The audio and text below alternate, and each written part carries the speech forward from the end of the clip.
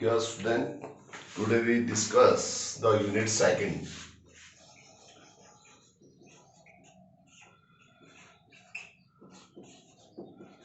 Kinematics.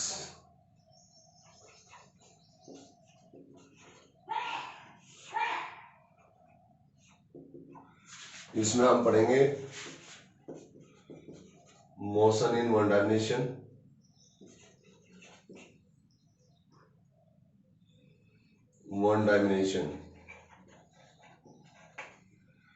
and two dimensions.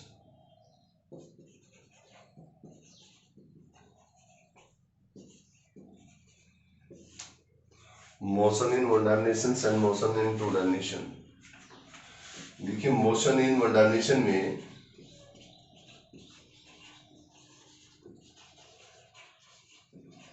what means you have given three position coordinate, you know, x, y, z axis. So motion in one dimension means a motion is said to be in one dimension when the object changes position in one position coordinate out of three. You have given there are the three position coordinate x axis, y axis, z axis.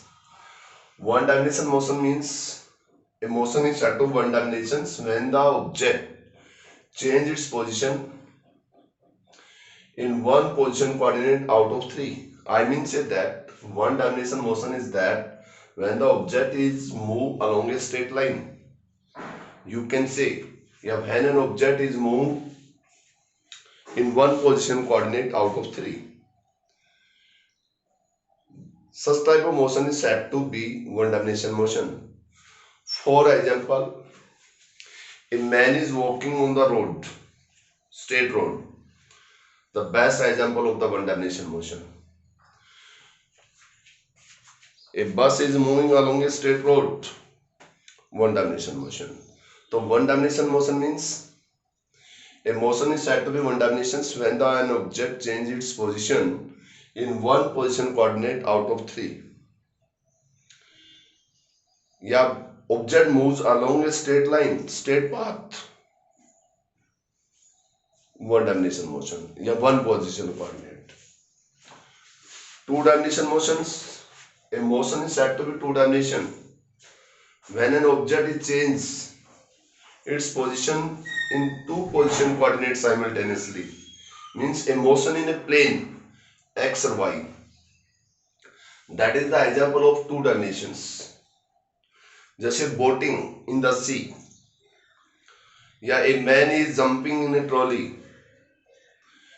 They are the two dimension motions. And three dimensions motions when an object changes its position in out of three position coordinate. X axis, y axis and z axis means motion of an object in a space. Kite flying है. ये सब आपके है three dimension motion. अब ये motion in one dimension, motion in to dimensions. अब बेटे आपके पास आता जैसे कि हम बात कर रहे थे पोजीशन. देखिए position of an object refer to, किसको रेफर करता है? Refer to location of the object in space. Object in space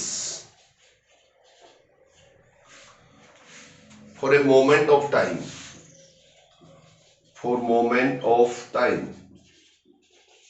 Position of an object ये just like a location है.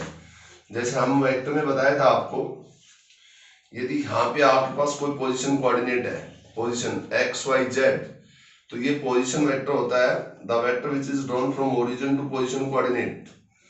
This one is x axis, this one is y axis and this one is z axis. ये origin है, ये r vector है. तो यहाँ पे जो होगा आपके पास क्या बना? x sided vector yj plus z के. यदि हम स्पेस की बात करें, x y and z are the rectangular component of what? This position R vector, तो that is the position vector. Position vector किसी ऑब्जेक्ट का एक रेफर करता है, किसको रेफर करता है?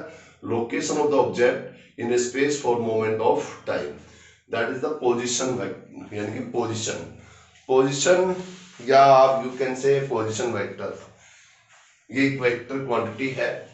तो ये पोजीशन ऑफ एन ऑब्जेक्ट। उसके बाद आपने पढ़ा होगा डिस्टेंस। डिस्टेंस क्या होता है? What is distance?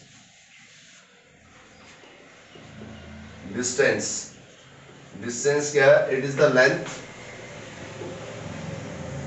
The length of किसकी? Actual path, length of actual path traversed by an object, actual path traversed by an object during motion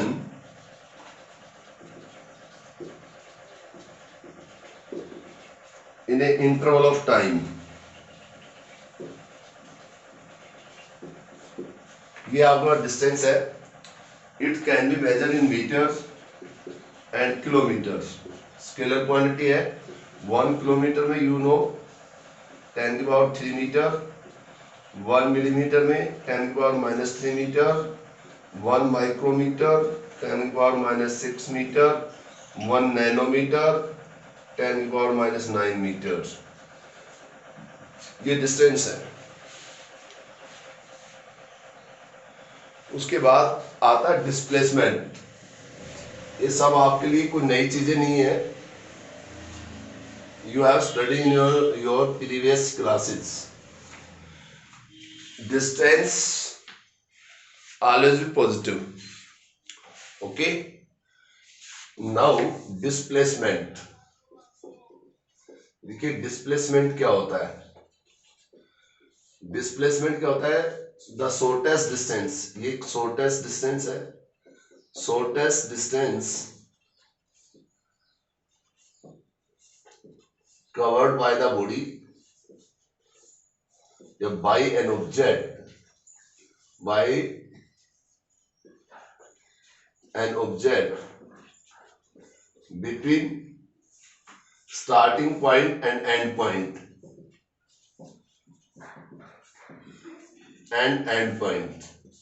starting point और end point के बीच में। Displacement shortest distance covered by an object between starting point and ending point. ये आपके पास displacement है। Displacement को we can write, displacement that is also equal to change in position vector. Change in position vector means final position vector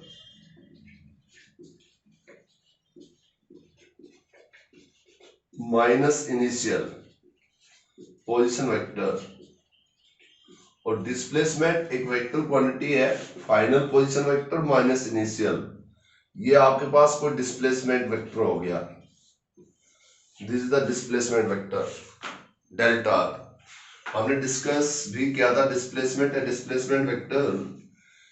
if you have given A particle at point P, position coordinate x1 y1 z1, this is the position vector r1 when the particle is moved from P to Q, तो x2 y2 z2। okay, now what is the displacement vector between P and Q? We already discussed, so that is what? r2 vectors minus r1 vector। now here r2 is the final position vector, we can write r2 vector is equal to what? r2 vector को, ये मैं बात कर रहा हूं space के लिए, तो r2 वेक्टर हो गया x2 i unit vector plus y2 j plus z2 k। Vector हम डिस्कस कर चुके हैं अच्छे से। x1 i plus y1 j plus z1 k unit vector. तो now here displacement vector r2 minus r1, x2 minus x1 i unit vector plus y2 minus y1 j unit vector plus z2 minus z1 k unit vector. ये आपके पास displacement vector है, that is in space. ये P और Q, if same as if we have to say कि what is the displacement vector q to p, so that means this is the initial, this is the final. Now in this case we have to write r1 minus r2, तो यहाँ पे बन जाएगा x1 minus x2 y-net vectors, y1 minus y2 और यहाँ z1 minus z2. ये आपके पास है displacement vector. Displacement vector is a vector quantity, और इनको हम जब लेते हैं जब पार्टिकल स्पेस के अंदर अपनी पोजीशन चेंज करें. हमें ये if the particle moves in a straight line, यदि कोई पार्टिकल स्ट्रेट लाइन में, स्ट्रेट पाथ में अपनी पोजीशन यदि चेंज करता है, तो how we can say the displacement vector. In that case we can write, how we can write that case displacement vector. अब यहाँ पे जो डिस्प्लेसमेंट वेक्टर होगा उसको वी कैन से कि अलोंग x2 माइनस x1, और ये होगा डेल्टा x. ये डिस्प्लेसमेंट है when the motion in a straight line. Displacement when an object, ये है displacement when an object, when an object moves along a straight line.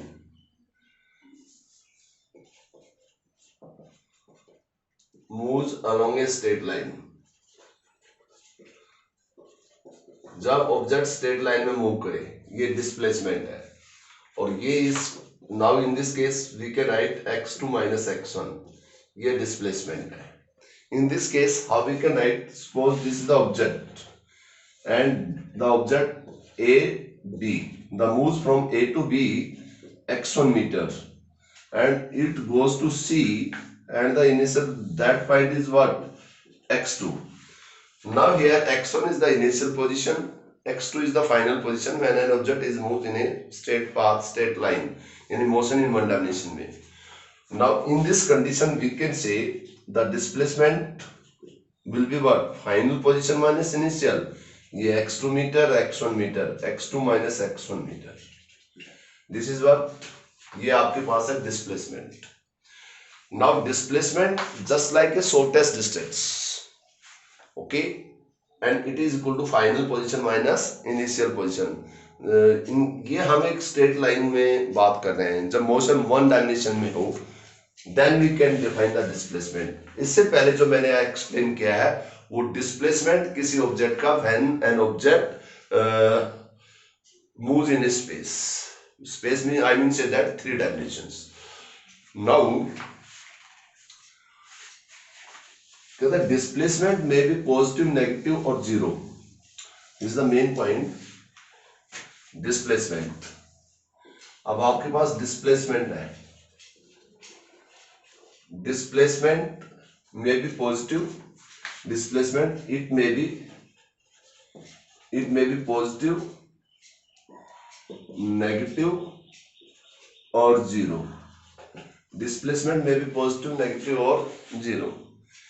If an object, for example a to b, we can say a to b, that moves x1, okay, and it goes to c point x2. Now in this case our displacement straight path में यदि move कर रहा है same direction में, तो displacement that will be x2 minus x1. You are seeing that from this diagram x2 is greater than x1.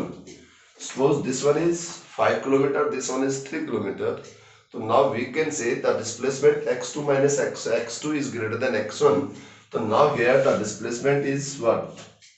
Positive. If the particle, in this situation displacement is positive. If the particle goes from A to B, okay, and again B to A, particle A to B गया, फिर again B to A, यानी कि A to B जो distance travel किया ये initial है, B to A ये आपके पास फाइनल है. तो इनिशियल एंड माइनस फाइनल, तो या final minus initial, in this case the displacement is zero. तो displacement is zero in what case, in what condition, displacement में भी zero. Displacement is zero in what situation, when the particle is goes to from A to B, the particle A to B and particle goes to from B to A.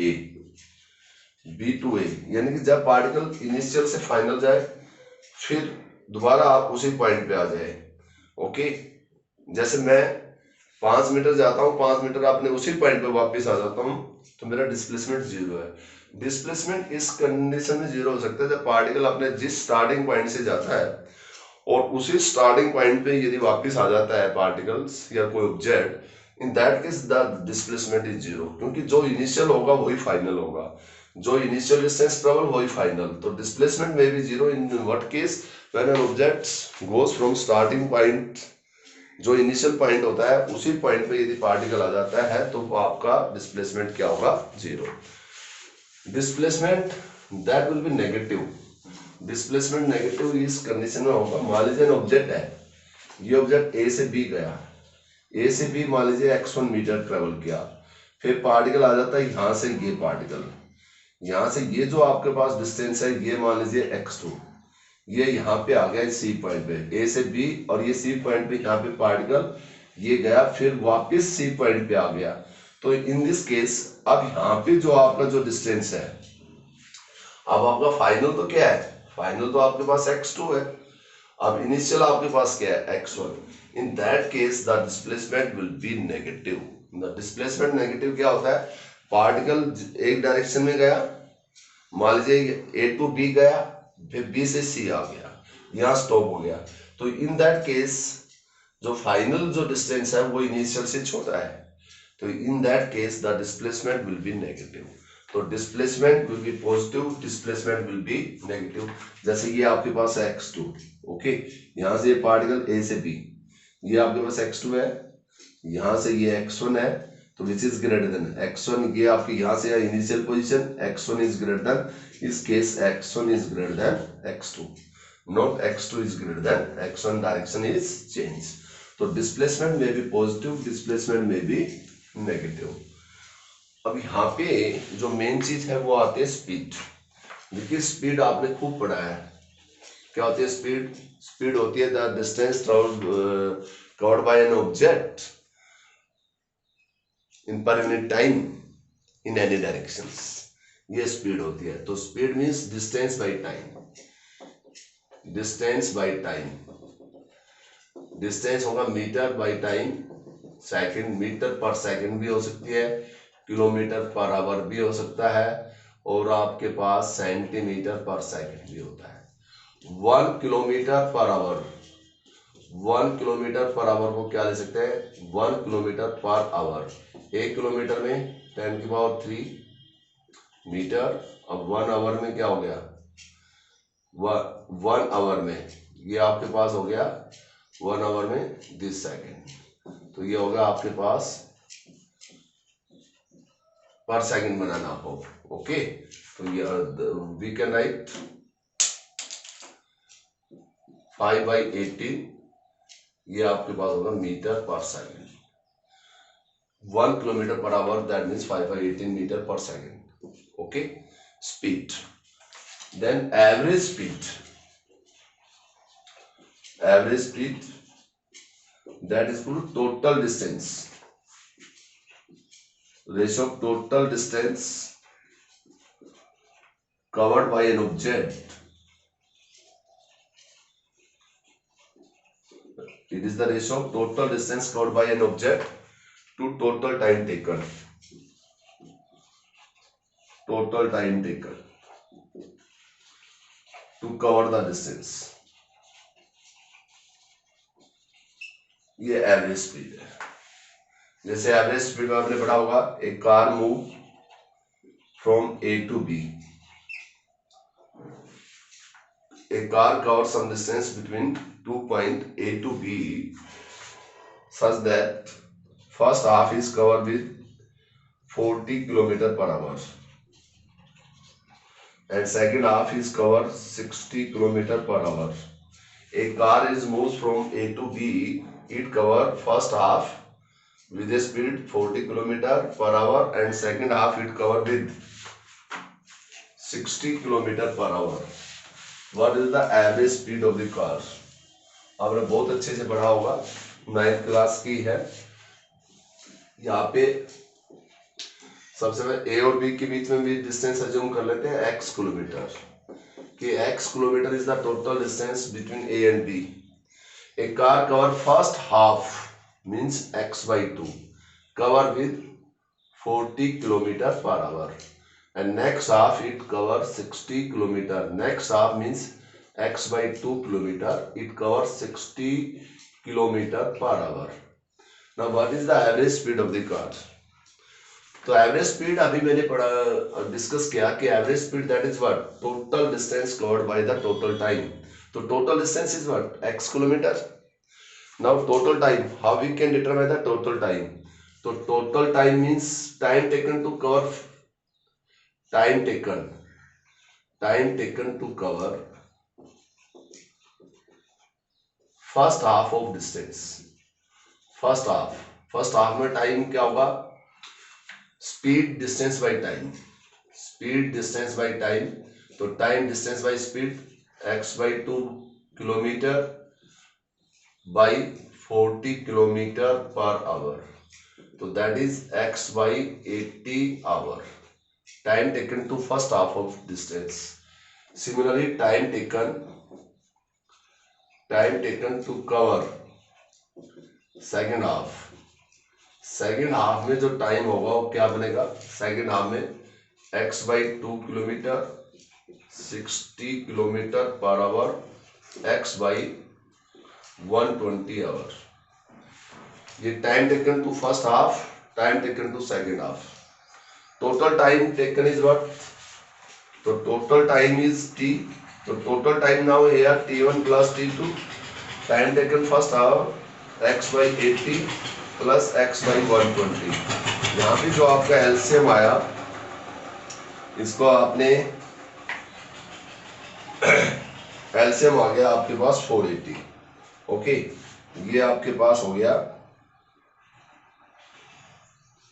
6x या 240 ले लो. 240 that is 3x plus 2x 5x/240 और that is x/48 hour. ये time. Average speed that is equal to average speed total distance x kilometer by total time taken x/48 hour. तो that will be 48 km/h. ये average speed का actual method निकालने का है. वैसे जब objective आप करेंगे तो एवरेज स्पीड का जो फॉर्मूला होता है वो आप ये लगाएंगे कि एवरेज स्पीड इक्वल टू आपके पास जो भी स्पीड है v1 v2 और divided by v1 plus v2. That is the formula to determine the average speed for the equal half. ये एवरेज स्पीड का जो फॉर्मूला है, ये this formula you can apply for the equal half. Equal half में आप ये formula you can apply for the equal half. I mean say that for equal half के लिए 2v1 v2.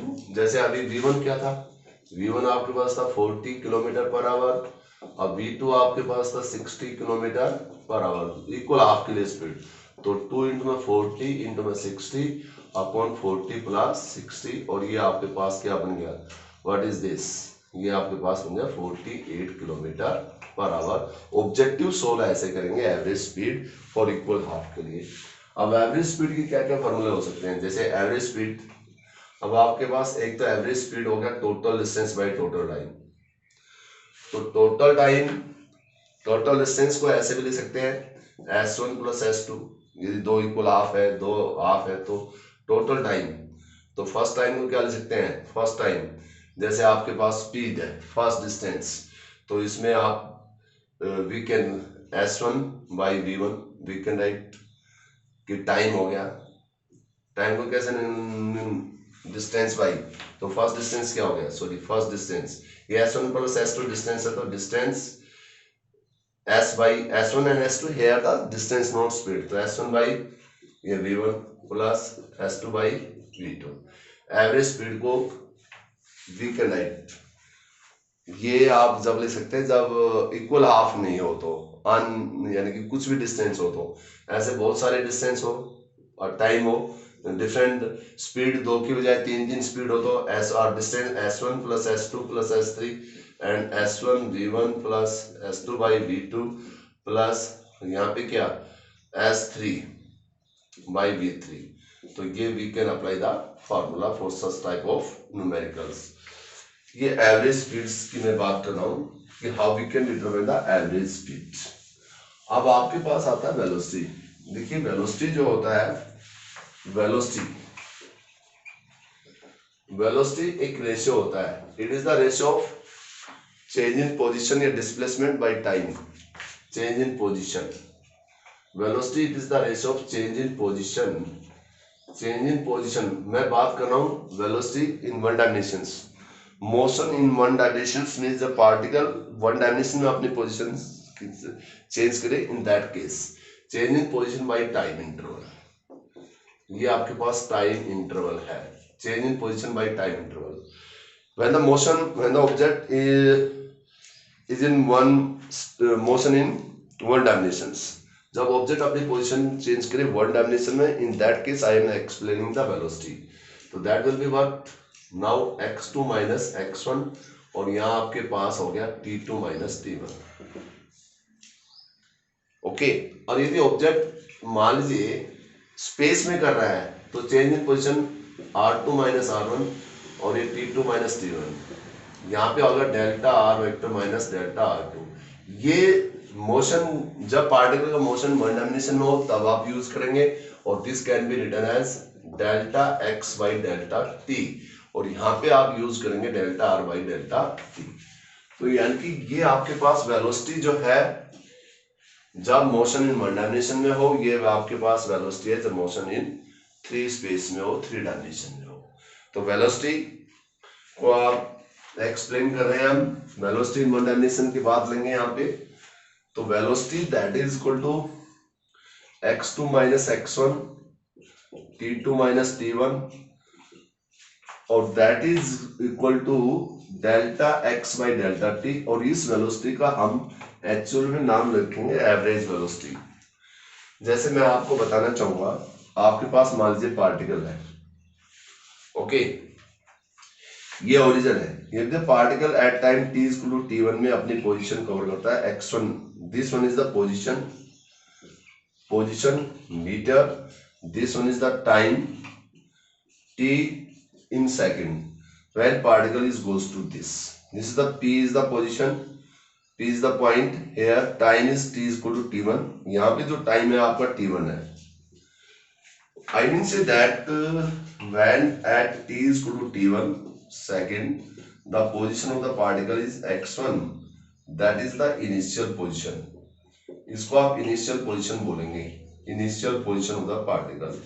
When at time t is equal to t, यहाँ x2, this one is the, ये आपके पास q, this one is the final position। At t is equal to t, after some time x equal to x2, this is the position of the particle q, and now here this one is the slope। जहाँ theta बनेगा tangent theta, that represent the slope. हम discuss कर चुके हैं slope को, ये P Q R. तो यहाँ पे जो ये है this one is the final position, this one is the initial. तो यहाँ जो डिस्प्लेसमेंट होगा x2 माइनस x1, यहाँ डिस्प्लेसमेंट वेक्टर हो गया x2 माइनस x1। तो यहाँ पे यू कैन से x2 माइनस x1 ओके, और यहाँ पे जो टाइम होगा that can be written as delta x, और यहाँ जो टाइम होगा डेल्टा t, और ये होगा t2 माइनस t1। अब in this graph we can say जो टेंजेंट थीटा है, टेंजेंट थीटा आपके पास है, टेंजेंट थीटा कोई भी थीटा होगा स्लोप, और स्लोप होता है change in position. Now they change in position what, this side P Q, ये आपकी हाइट है, ये आपके पास बेस है। तो x2 माइनस x1, और यहाँ पे हो गया आपके पास t2 माइनस t1, और टेंजेंट थीटा आपके पास ये बन गया कि, और slope of position time graph that represent the velocity. Slope of position that is the slope. अब slope of position time graph, जो पोजीशन टाइम ग्राफ का जो स्लोप होगा, यहाँ पे हम बात करें position time graph. Position time graph slope और पोजीशन टाइम ग्राफ रिप्रेजेंट्स, ये रिप्रेजेंट करेगा, रिप्रेजेंट द वेलोसिटी। अब यहाँ पे ये जो स्लोप है ये वेलोसिटी को रिप्रेजेंट करेगा, तो एवरेज जो वेलोसिटी होगी वो एवरेज वेलोसिटी होगी x2 माइनस x1 और t2 माइनस t1, और that can be written as delta X by delta T, that is the average velocity. ये आपके पास वेलोसिटी और एवरेज वेलोसिटी है। एवरेज वेलोसिटी क्या हुई, x2 minus x1 by t2 minus t1 delta X by delta T, average velocity. Okay, अब now we can determine here instantaneous velocity. जैसे average velocity का formula we discuss, average velocity is what, अब average velocity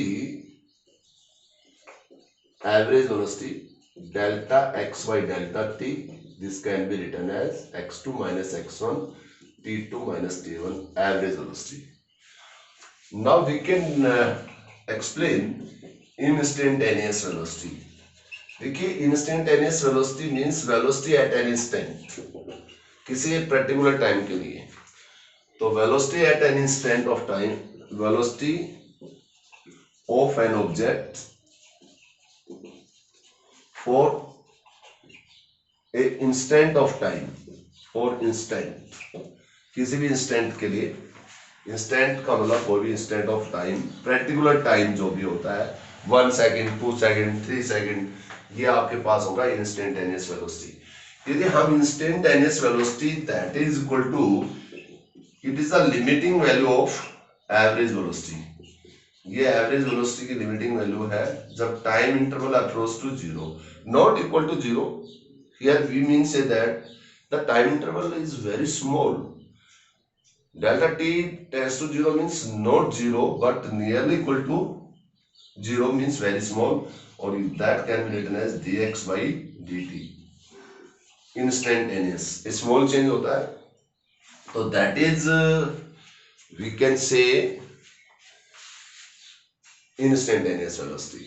अब average velocity और instantaneous velocity पे जो problem आती है वो कैसे प्रॉब्लम आती है वो हम एक्सप्लेन करना चाहेंगे कि एवरेज वेलोसिटी और इंस्टेंटेनियस वेलोसिटी पे how we can explain the problem.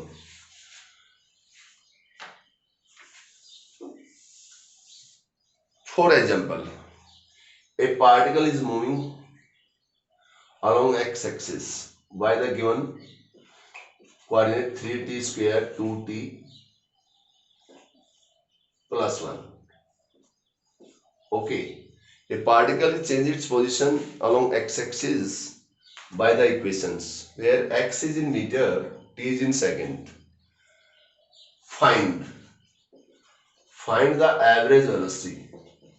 My first point is that find the average velocity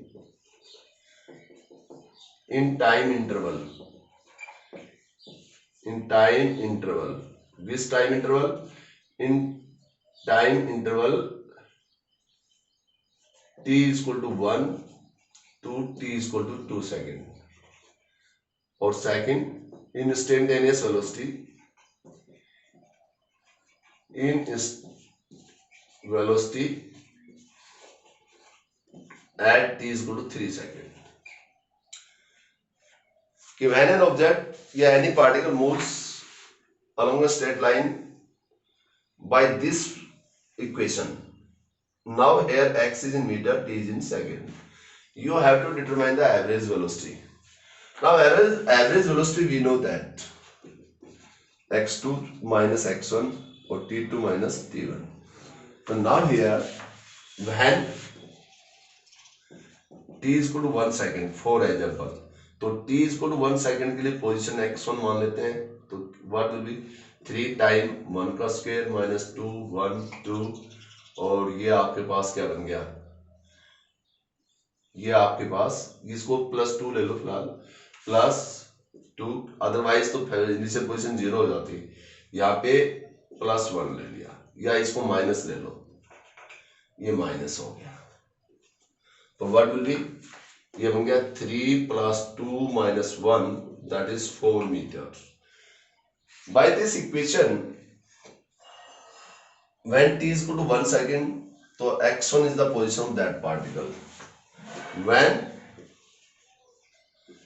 t is equal to 2 second, जब t is equal to 2 second होगा, t is equal to 1, t is equal to 2, t is equal to 2 second होगा, तो x2 3 2 का square plus 2 minus 1, तो that will be 4, ये 12 plus 4 minus 1, that is what, ये आपका हो जाए 15 मीटर पर second. This is the position of the particle when t is equal to 1 second. We can say initial. This is the position of the particle when t is equal to 2 second. That is the final, and that we can be written as 15 meter. ये 15 meter only position. Now the average velocity in this case, how we can explain? तो average velocity we can x2 आपके पास 15 है, minus x1 आपके पास 4 है, और t2 आपके पास 2 है, और t1 1 है, and we can write this is the 11 meter per second. That is what? 11 meter per second. Average velocity of the particle. Our question is that we have determined the average velocity. Very simple. कि average velocity का हम formula जानते हैं कि change in position. There is change in position, two position of the particle. Two position of the particle at different time में होगा. That is for t1, that is for t2, that is for t1, that is for 2 seconds, that is for 1 second. Instantaneous velocity. अब instantaneous velocity के लिए instantaneous velocity that is dx by dt, rate of change in position. Now here position x is what? 3t square.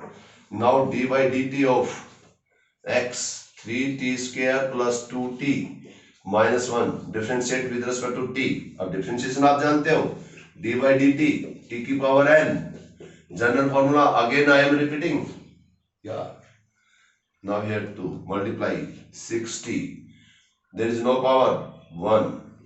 तो 2 into में t 1 minus, ये बार again I will differentiate 2 minus 1 plus 2 power 1 t 1 minus 1 minus 1, that can be written as 60 plus 2.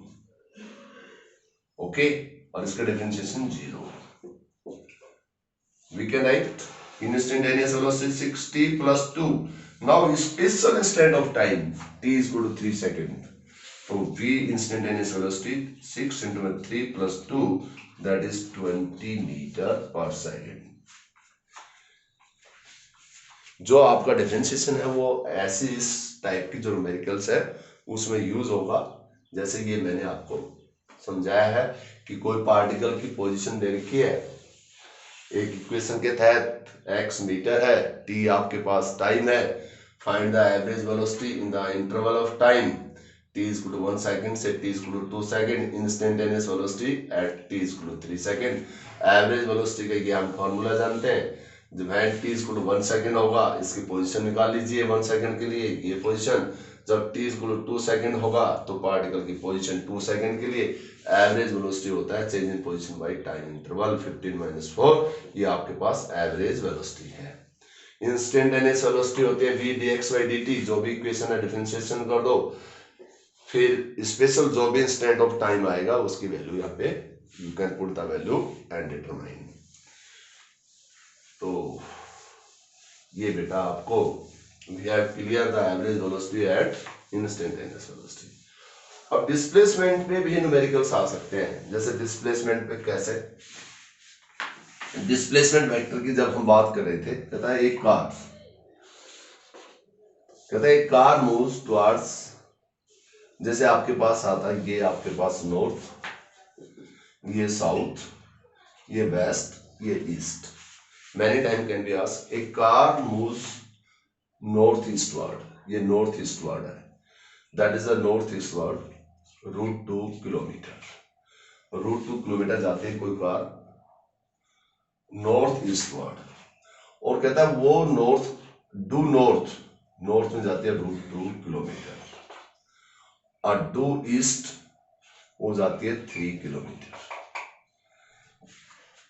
a car moves route 2 kilometer northeast, that is the northeast, that is the west east, ये west, ये है north east, और that यदि इसके साथ जाती है तो इसको नॉर्थ वेस्ट। ओके, नॉर्थ के साथ एंगल बनाते हुए जाते हैं तो नॉर्थ वेस्ट, और यदि वेस्ट के साथ एंगल बनाए जाते हैं वेस्ट नॉर्थ, डू नॉर्थ। तो now north east means this angle is 45 degree and this we can write root cos 45 degree, ये आई रिजोल्यूशन कर दिया।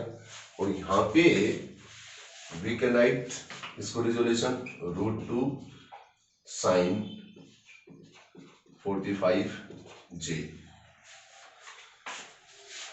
तो position of the particle along x axis को क्या ले सकते हैं, x1 vector is what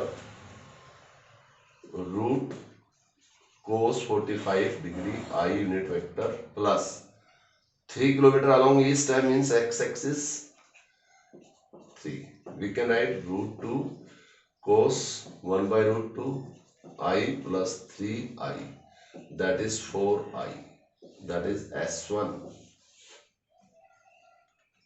When the particle moves along y axis, x2 is what? Now root 2 sin 45 degree plus root 2 kilometer is also northeast, तो root 2j we can write। कभी भी displacement की कोई भी न्यूमेरिकल्स आपको solve करनी हो तो वेक्टर फॉर्मेट करने की कोशिश करो। ईस्ट को एक्स एक्सिस मान लिया, नॉर्थ को वाई एक्सिस, ये रेजुलेशन हो गया रूट 2 कोस, ये कोस रूट 2, ये कंपोनेंट कौन सा होता है, यदि आप ये वैल्यू निकालेंगे तो ये हॉरिजॉन्टल कंपोनेंट कोस होता है, यदि यहाँ v होता तो v कोस 45 कर देता है, या x होता तो x 45, या फोर्स होता तो f कोस 45, और I numerator means along x axis, j इसलिए अलोंग y एक्सिस। अब y एक्सिस में दो होंगे, एक तो इसका रिजोल्व कंपोनेंट और एक कंपोनेंट इसका अपना, okay root 2 kilometer, that that will be root रूट 2 साइन 1 बाई रूट 2, ये आपके पास j plus root 2 j, root 2 से रूट 2, ये साइन 2 से 2 j प्लस ये आपके पास सॉरी ये आपके पास 2 किलोमीटर है, तो यहाँ पे ये 2 किलोमीटर हो गया, तो that will be what j plus 2j, ये आपके पास होगा 3j, ये आपके पास S2, S1 और S2 दो आपके पास आ गया।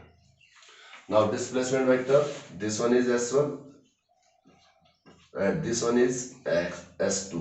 अब टोटल जो डिस्प्लेसमेंट होगा, displacement vector is equal to what S1 plus S2, triangle of addition लगा दो, क्या बनेगा, इनको ऐड कर दो, S1 vector, this one is the x1 vector plus x2 vector, S1 vector क्या आपके पास 4i प्लस 3j। अब इसका जो मैग्नीट्यूड निकालना हो तो दैट इज व्हाट, इसका स्क्वायर 16 प्लस 9 और that is 5 kilometre. Most important questions कि when a car moves root 2 kilometre in the north east and 2 kilometre due north and 3 kilometre due east, तो व्हाट इज द डिस्प्लेसमेंट। तो इसको आपने resolve कर दिया, पहले displacement है vector quantity can be resolve, scalar quantity can't be resolve, तो यहाँ पे आपके पास रूट 2 कोस 45 रूट 2 साइन 45, ये आई हो गया, ये आपके पास J, you can do it, okay. अब इसी पे यू कैन डू कि the displacement of the particles, one more numericals, the displacement of the particle, displacement of the particle, moving particle is represented by, this one is x, t is equal to root x minus 3. The displacement of the particle is given by equation, given by the equation ये आपके पास displacement of the particle is given by the equation t is equal to root x minus 3. Okay, तो find the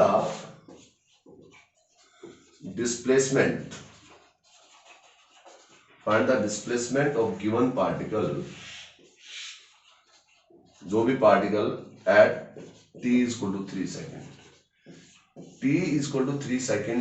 Displacement of the particle. Find the displacement of the particle when velocity is 0. When velocity is 0. How you can do it? Now t is equal to root x minus 3. We can write t plus 3 is equal to root x. Now squaring both side.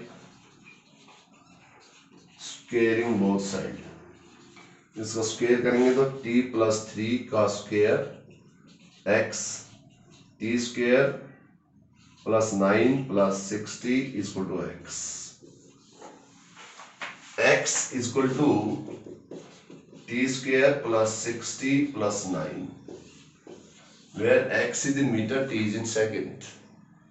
Now velocity we can say d by dt x dx by dt dy dt t square plus 60 plus 9. Now we can when we differentiate t square 2t 60 का plus 6 और इसका what is this, ये आपके पास हो गया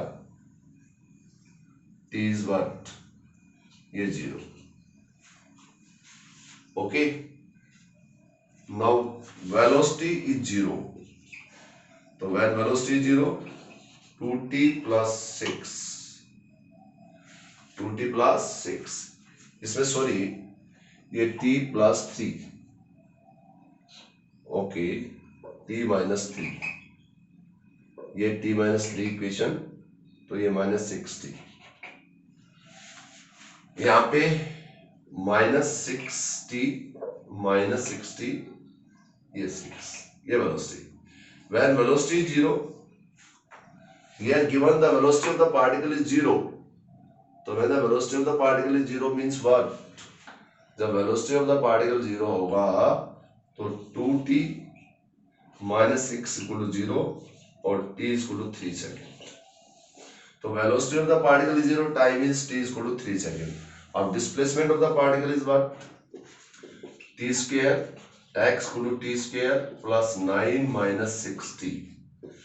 t is equal to 3 second. 3 का square plus 9 minus 6 into 3. 9 plus 9 minus 18, that is equal to 0. So when velocity is 0, then displacement is also 0. The most important numericals. The displacement of the particle is given by t is equal to root x plus 3. तो find the displacement of a given particle when velocity is 0. तो this equation is given. We can write t minus 3 root x squaring both side. यहाँ से squaring both side से आपने equation निकाल दी x की, displacement of the particle की. This is the equations for displacement of the particle. Now we have to determine the velocity. How we can determine the velocity? By differentiating with respect to x. After differentiating with respect to x, the equation is comes out. Okay, t square 2t 60 minus. Okay, now in this statement it is given that if when velocity 0, तो velocity आपका 0 होगा, तो 2t minus 6 equal to 0, t is equal to 3 second. When t is equal to 3 second होगा, तो displacement of the particle that will be 0. ये हमने आपको बतला दिया कैसे आपने करने हैं कि एवरेज वेलोसिटी, इंस्टेंटेनियस वेलोसिटी ये डिस्कस कर दिया है. उसके बाद आता है यूनिफॉर्म लीनियर मोशन. देखिए यूनिफॉर्म जो लीनियर मोशन होता है, यूनिफॉर्म लीनियर मोशन